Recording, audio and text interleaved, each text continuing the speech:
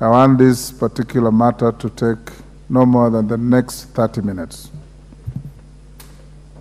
Give the mic to Honorable Otiende. Thank you. Thank you, Honorable Speaker. Honorable Speaker, I'll actually take a shorter time. Wonderful. Honorable Speaker, I did write to your good office on 21st of November, raising 15 different points on why, in my opinion, the conflict of interest bill stands as unconstitutional in its present form. Honorable Speaker, I will highlight just 3 because I took the liberty to copy the letter to the minority leader and the majority leader, and I'm sure they are seized of it. Honorable Speaker, let me also point out that I'm aware that the Justice and Legal Affairs Committee only finished its deliberations this afternoon on the bill, and they have produced an addendum report, part of which actually agrees with some of the points we've raised. Honorable Speaker, in paragraph 3, we raised the issue in terms of definition. This bill brings a definition of public officer that, in my view, would conflict with the definition in the Constitution, and strangely, even seeks to include volunteers, consultants, and persons who render any form of services to be public officers. The implication of that is immense.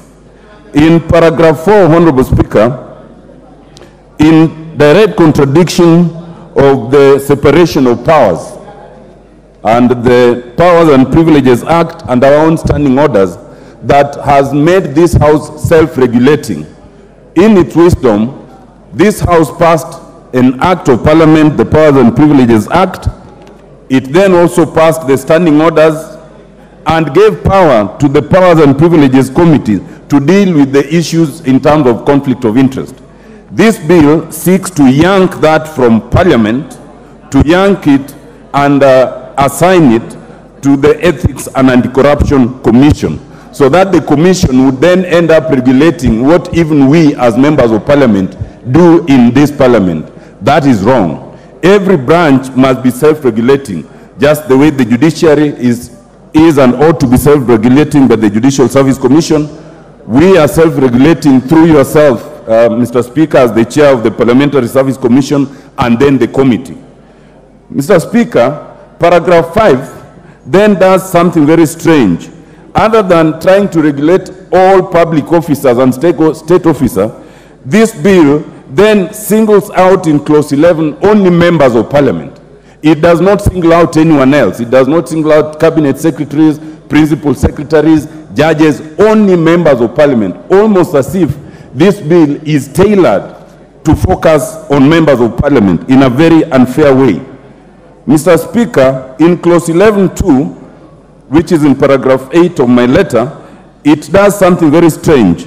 Other than requiring members of Parliament to declare whenever there's any issue of conflict of interest, it then says that wherever such a declaration is made, no member of Parliament can participate in any debate or discussion where they would benefit.